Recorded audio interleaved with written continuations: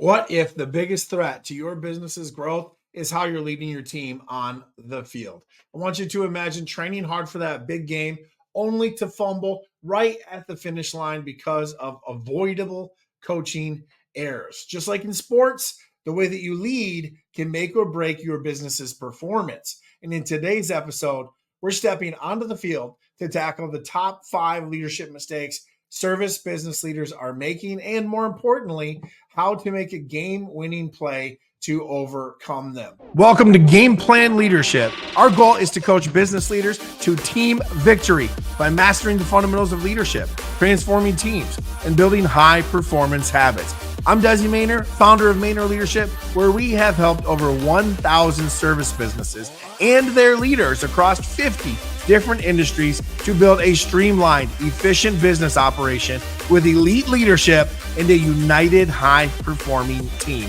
We are here to set you up to win. Every other week, we're going to drop fresh plays to sharpen your leadership game. If you're ready to stay ahead of the competition and lead your team to your next victory, make sure that you are in the huddle. Join our roster today so you never miss a strategy session. And stay tuned until the end for an actionable game plan that you can start using today to elevate your leadership and take your business to the next level. Let's dive in, Playmakers.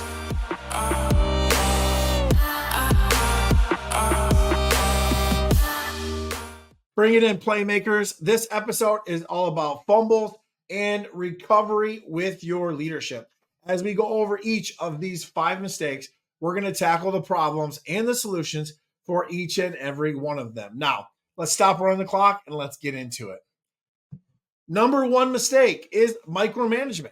Leaders who micromanage often do so out of a desire to ensure that everything is perfect. But the reality is far from that. So micromanagement suffocates innovation and it discourages all of your team members from taking initiative. It creates a bottleneck where every decision must pass through the leader. What this does is this slows down progress, frustrates employees and shows them that their abilities are just not trusted. So what should we do instead of micromanage? Well, the first thing that you want to do is you want to empower your team members with ownership and with responsibility and with absolute accountability. So instead of hovering over every single task, I want you to delegate responsibilities now. Caveat with very clear expectations. This is going to allow team members to take ownership of their work, fostering a sense of pride and giving you the opportunity to hold them accountable and so that they can hold themselves accountable. Second thing you want to do to fix micromanagement is to set really clear guidelines and then step back. Now, it's like a rope. You never want to let go of the rope, and the rope should always be taut, but you can lengthen and shorten the rope. You want to provide your team with clear instructions, really good guidelines and deadlines, right? Like a day and a time, and then step back and allow them to execute, because later you can talk about behavior, activity, performance, but you need to trust that they can handle the task, which will absolutely boost their confidence and their efficiency as a whole and give you an opportunity to teach, train, equip them, empower them to win. You have to make sure that they're ready to do so. So you need to make sure they're well trained and they feel confident. And then this is just going to build that over and over. This episode is brought to you by Mayner Leadership, your go-to solution for turning chaotic operations, misaligned teams, and poor communication into winning strategies. Don't let these common challenges hold back your success. Discover the 4 meetings that you need to grow a service company. Simple, effective, and fast meetings designed to boost productivity and impact without micromanaging or overcomplicating things. Head over to MaynerLeadership.com/4 meetings to download your free guide today and start transforming your team, or click the link in the show notes below. Number 3 action item that you can do to fix micromanagement is to focus on the outcome, not the process. So I want you to shift your focus, right? If you're the owner, you're the operator, you're a director, even a middle manager, I want you to shift your focus from how tasks are done to how the outcomes are achieved. So by evaluating results rather than scrutinizing every single tiny step, looking over the shoulder every second of every day. You're going to encourage a little bit of creativity, a little bit of innovation, encourage problem solving, also decision making with your team. So let me give you an example of this with one of our clients. So I've changed the names and the industries to keep our clients safe. But Joe, he's the owner operator of a small plumbing business. So they were stuck in a cycle of micromanaging every task, especially Joe, right? The owner operator, and this was a small team. So what this was doing is causing a ton of frustration, and it was slowing down progress with the techs that were out in the field, right? So in order to change, he decided after working through our delegation process that we needed to empower his team more. So he had assigned techs, right? One in particular, Sarah, was an experienced plumber, and as the lead for the residential jobs. What we did was we helped him to set really, really clear expectations. We used something called a POA, primary outcome area, which is like, here's your key results that you need to get, right? Number one, number two, number three, which was job quality, customer service, and then meeting the deadline. That was where their three key result areas. And then Joe was able to step back, but he held Sarah accountable through weekly check-ins, right? We looked over the results, we reviewed the results, and we discussed areas for improvement. And then how did Sarah feel through this? So after talking to Sarah, after we ran this process for a little bit, Sarah felt more trusted, more responsible, which actually ended up motivating her to lead more effectively and to operate more efficiently every single day. So by shifting from, micromanaging Joe, the owner operator of the small plumbing business, to assigning ownership and holding the members accountable, holding the team accountable, Joe created a more motivated, a more efficient team while also freeing himself up to focus on growth. Let's talk about mistake number 2 that you are probably making, and that is the lack of clear communication. So communication is probably the thing that you do more often than anything else. It's like 29% of our time every single day, especially as leaders. It's probably more like 50%. But clear, concise communication is the foundation of any successful team. When leaders fail to communicate effectively, what it does is it just creates a ripple effect. So you talk about cascading leadership. This is a ripple effect in the bad way of essentially confusion and misalignment. So teams are left guessing about their priorities, about their goals. They don't know what their expectations are. And what it does is it leads to a ton of mistakes. It leads to a lot more communication because we're trying to kind of unclog or make clear what was already confusing. There's always a lot of missed deadlines with that. And then it's just a general sense of chaos, not organized chaos, but just chaos. And this results in, people becoming disengaged because they just don't know what's going on. So they're just kind of filling in their own narrative and doing their own thing. And then as team members feel more disconnected from the mission and from the communication and from the leadership, they become uncertain about their role. And before you know it, you got quiet quitting. And then this is just one of those bad tornado situations, all because of bad communication or lack of clear communication. So what do we do to fix a lack of clear communication or poor communication or bad communication? So my number one favorite thing in our communication framework for small service-based businesses is the meeting rhythm. Okay, so you want to establish a meeting rhythm. You want it to be consistent, where expectations, goals, updates are communicated clearly and regularly. This ensures that everyone is on the same page in the book. Right? We're all in the boat. We're rowing the same way. Everyone's got all the information, all the updates, and all the clarifications. And what this does is it just reduces misunderstandings, essentially. A couple different ways you can do these team meetings. So I do them same day, same time, same week. I either do them once a month, every other week, or every week, depending on if I'm doing the whole staff, if I'm doing my leadership team, if I'm doing one-to-ones, all those types of things. So I'm doing like a war room meeting for a project or something like that. But that's really the only way that I would do a random one is the war room. So you want regular staff meetings, you want regular one-on-one meetings, and regular leadership meetings. This updates, informs, and clarifies all your people all the time, keeping you on the same page. The number one thing that your workplace wants, that your team wants, is more communication. I guarantee it. Second way that you can clear up poor communication is to use visual aids and documentation. So let's break this down. So visual aids could be like a playbook, like a supplemental instruction or written notes, checklists, a literal visual like infographic aid, step-by-step type of thing. I call them playbooks. Best way to do the visual and the documentation, kind of 2 for 1 in that situation. But this reinforces the steps that need to be taken, the key points. It gives a reference point that team members can always go to if they're unsure about really anything in that scenario. So visual aids and documentation, meaning playbooks, checklists, processes, SOPs, those types of things, are all great forms of communication, and reminding them that we have these, making sure that they're out. I use an always open playbook type of concept. That's a great way to do it, to use that visual aid reminder as well.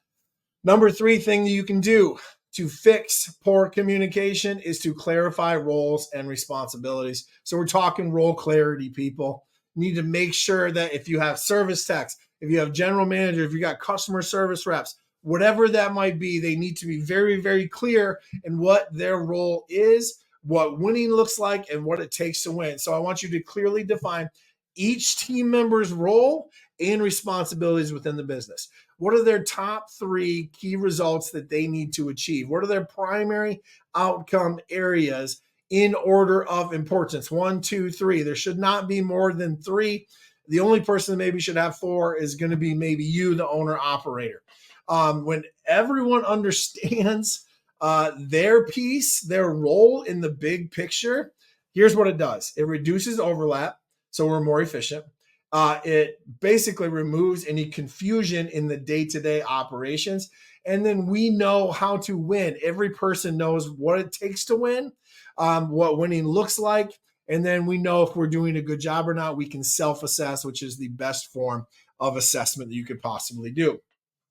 So let me give you an example of the communication piece and how to fix it. So one of our clients, Mike, he's the owner of a small HVAC company. And he noticed that his team was missing a bunch of deadlines and making more and more mistakes. And really, after digging into it with Mike, we found that is really just poor communication, which, is sometimes I'm a mentor, sometimes I'm a tormentor. This one was more of a tormentor. It was bad communication. So not a problem. We fix it. Right. So what do we do to fix this?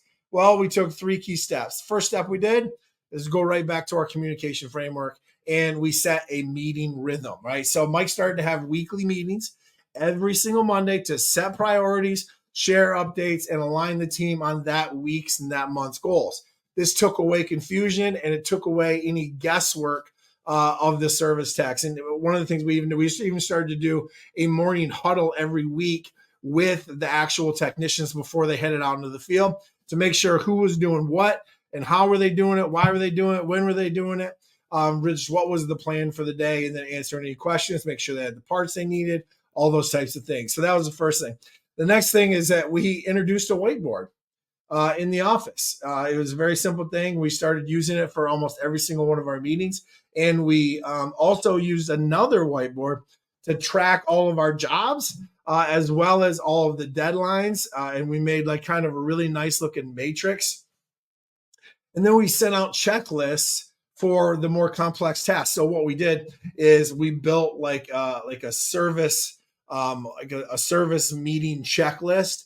So when you go out on a service call, it was step by step exactly what to do. And then we had that laminated. All of their texts went out, and then every time they went on a call, they pulled that out. We had it was like a whiteboard style. So we did dry erase, and they went through it as we went. And that was the couple of things when it comes to visual aids and documentation. That was just using a couple of different whiteboards in a couple of different ways and printing out that checklist for the service technicians to check off as they go. The last piece we did to fix that was we just me and Mike worked on clearly defining every single role. So we made just like a 1-pager right from our role clarity guide of our primary outcome area worksheet. And it's just a one pager of here's your key result area number one. Here's what winning looks like, and here's what it'll take to win. And we just did that for 3 of the key result areas in each, and made sure we sat down and had a one-on-one with everybody on the team. And that cleared up any of the confusion when it comes to roles and responsibilities. This created a way more informed, way more confident team, and it led to fewer errors and a more focused, aligned operation as a whole. Number 3, big mistake to avoid is neglecting team development or neglecting employee development. So basically, anyone under you as the owner operator or leader or whatever, we cannot neglect the development of our team. Okay, there's a couple different ways to do this. So employees, they're the backbone of our business. Without them, without our team, we don't have a business. And their growth, right, how good they get, the more skills that they have directly impacts our success as a company in general, right? So when leaders neglect to develop their team, they miss out on the opportunity to build a more skilled and a more motivated, loyal workforce, okay? So without ongoing training and more career growth opportunities, employees are going to become stagnant, they're going to become less motivated, and they're ultimately going to seek opportunities elsewhere, which means, yes, they're going to leave, they're going to find a job somewhere else. This is going to lead to higher turnover, and obviously we're going to lose the valuable talent that we've worked so hard and spent so much time and so much money to get.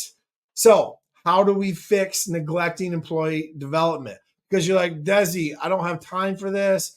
We do a training once a quarter. I send my guys to some conferences. I send my team here, there, whatever. No, we're talking in-house, okay?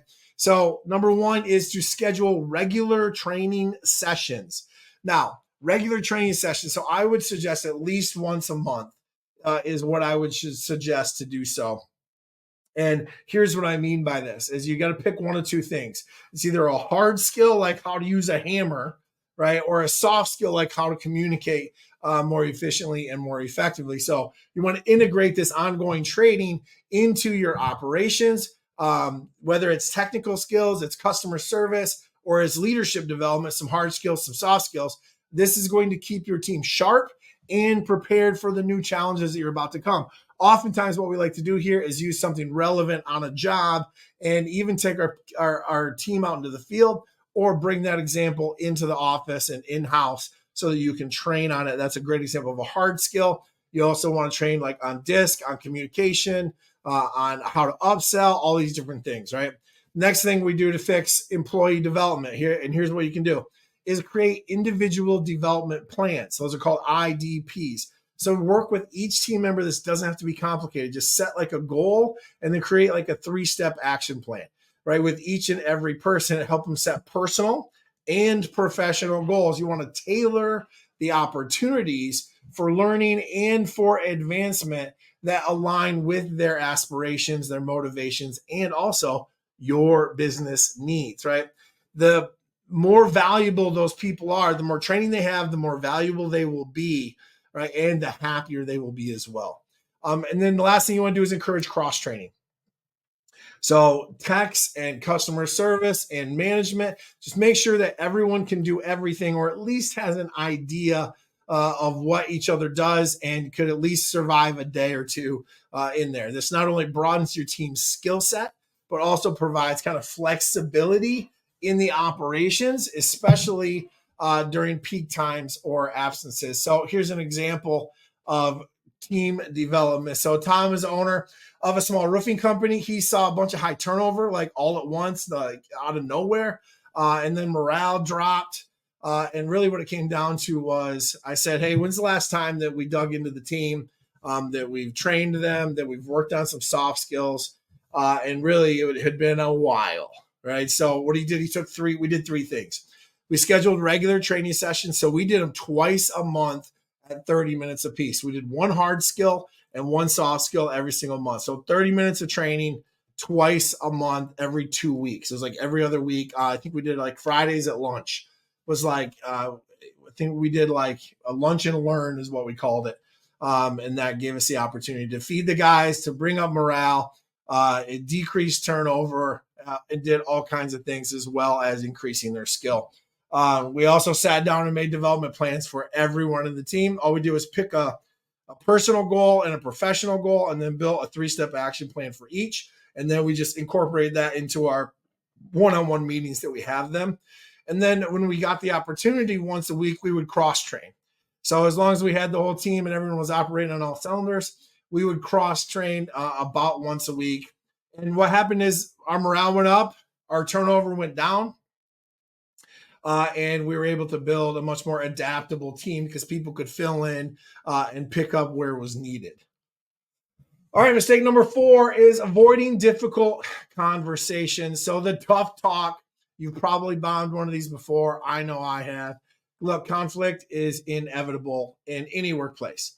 But leaders who avoid difficult conversations are going to allow these problems to fester and get bigger and bigger. Small issues will become very significant challenges that disrupt the dynamics and harm productivity. So we're talking team dynamics and also poor productivity. If you don't address conflicts and provide the necessary feedback, you are going to create an environment where issues are swept under the rug, which is not a great place for them because they'll always pop their ugly heads out.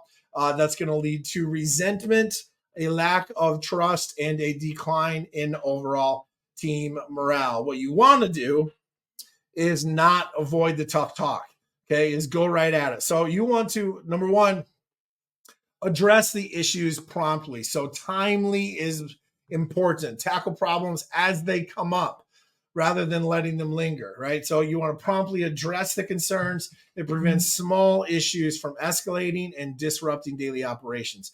The second thing you want to do is constructive feedback techniques, right? So we have like a feedback framework. So when you're giving feedback, you want to focus on specific behaviors. So care personally, challenge directly. Kim Scott, Radical Candor, go check out that book. It's absolutely amazing for giving feedback because you don't want to attack their character. You want to care for them personally, but challenge them directly. This approach is going to foster growth without demoralizing team members' behavior, their attitude, and their confidence. And the last thing is just be open and transparent, encouraging open communication.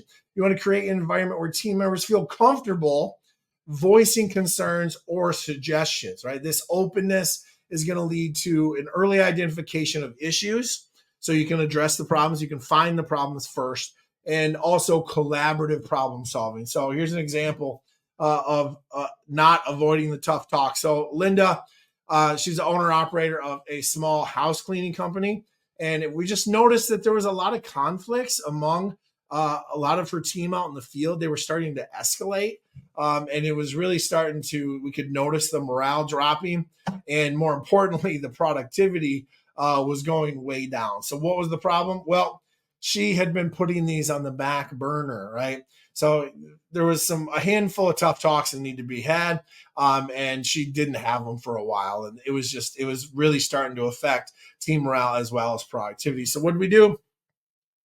We just scheduled the meetings, right? So Linda began to address the problems as soon as they arose.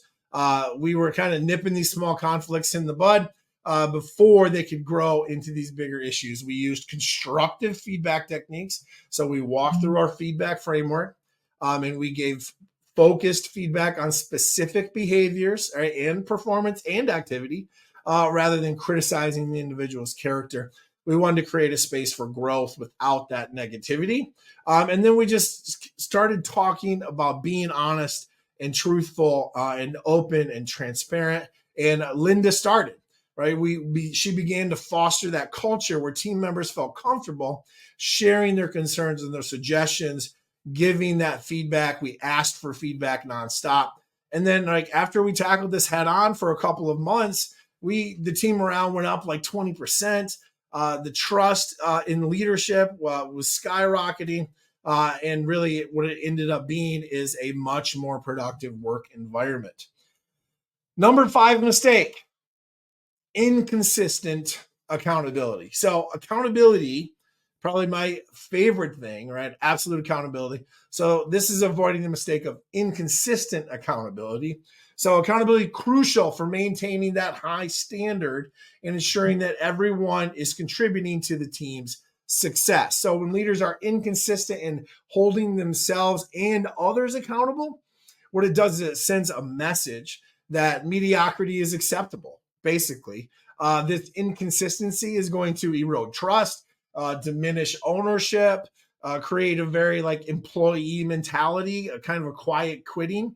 And it's ultimately going to lead to a culture where goals are missed, performance suffers, deadlines are missed.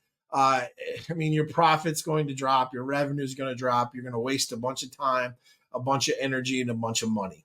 So, how do we fix inconsistent accountability if you have inconsistent accountability, which to be honest with you, probably 6 or 7 out of 10 small service businesses are having inconsistent accountability. It's a normal thing, so let's fix it. So we want to implement a performance tracking system. That's number one. Some type of performance tracking system like a leaderboard. Okay, this is a very simple thing. You just want to use some type of tool. Honestly, I recommend Google Sheets. Create some very simple thing that can be the system that you need to regularly monitor and evaluate their performance against the established goal, right? So we're trying to get a 10 and you're at a 9. That's just a very specific example, but it's going to ensure that all team members are aware of their progress as well as their areas of improvement. And then what else we want to do is we want to lead by example. Lead by example and demonstrate accountability in your own actions, right? Take absolute accountability of the good, the bad, the ugly, the wrong, all of it. It's your fault because you're the leader. When you consistently hold yourself accountable, and then you can hold them accountable to that same standard as you hold yourself and as the team. And then it will reinforce the importance of accountability in your everyday operations. And then just establish the good, right? So I always say praise over punishment. So you want to reinforce the behaviors that you want to see more. Okay. And then when you're talking consequences, you're giving direct feedback about those consequences and giving that feedback in the right way. That's going to establish clear consequences and clear rewards so it can clearly outline what happens when goals are met, what happens when they're missed, consistent consequences for underperformance, right? And really what we're talking about is constructive feedback. And then reinforcing positive behaviors is going to create a culture of accountability. They're going to expect it and they're going to respect it, more importantly. So example of the accountability here, Mark, the owner of a small construction company, he noticed that declining performance. And they were missing a bunch of deadlines, honestly, when it comes to getting stuff done when they were telling the client they were going to get it done. After digging in and having a little strategy session, we found out the root cause was accountability. So here's how we addressed it. So the first thing we did is we put in a tracking system. We just put a simple number system on a Google Sheet. We were tracking the progress against the goal. So we were supposed to be done in 3 weeks. We knew where we were every single time, and it was like plus minus 0. So it was like Bob was a plus today. Billy was a minus, and Fred was a 0. He was kind of neutral, right? So we made a point to keep everyone informed about where they stood and what needs improving, right? In a constructive feedback way and in a praise over punishment type of way. And then Mark just led by example. He made a point to hold himself accountable for what he has committed to and showing the team that accountability starts at the top and applies to everyone equally, including Mark, the owner operator. And then the last piece was that we set clear expectations for both meeting and missing goals, right? So when we meet a goal, this is the praise. When we miss a goal, we're going to debrief. And that was really the key that did it was we put in what a debrief is and how we ran a debrief. When we did miss a goal, we knew why we missed it and we knew what to do better next time. And really that consistency in, praise over punishment as well as debriefing really took the performance, skyrocketed it, created a culture of accountability, improved performance, and then helped the team hit their targets more and more consistently. that is the 5 mistakes. That's how to avoid them. Great huddle playmakers. We appreciate you. And you're probably wondering what your 3-step action plan is. And I can tell you this right now. Step number 1 is to stop micromanaging, but don't let go of the rope. Keep the rope taut, okay? But you can lengthen it with the team members who are ready. So start to delegate responsibilities. That's action item number 1. Action item number 2 is to communicate more often. If you haven't set team meetings, then set that schedule, right? Make sure that you've got something in there for one-on-one, something in there for the whole staff, and something in there for leadership in a regular way so that you can inform, update, and clarify everyone in every role very consistently and very regularly. Thanks for hanging out with us today, Playmakers. Great huddle, Playmakers. This strategy session was packed with powerful plays and game-winning insights designed to elevate your leadership, drive your team to victory, and make your business better than ever. As a coach, both on and off the field for over 20 years, I live for those game-changing moments. And I'm sure that you just scored a few during this episode. Now, it's your turn to make a move. Share your winning plays and your key takeaways by leaving a review wherever it is that you tune in, whether that's on Spotify, Apple Podcasts, or YouTube. And don't keep this game plan to yourself. Share this episode with a fellow leader who's in the trenches and who's ready to level up their leadership game. Your feedback fuels my drive and keeps me in the game, crafting these strategies and sharing insights just for you. And if you're ready to take your leadership and operations to the next level, then book a free leadership audit to learn more by visiting us at www.maynerleadership.com. Keep leading strong, stay in the fight, and make today a powerful one. Until next time, keep pushing for victory.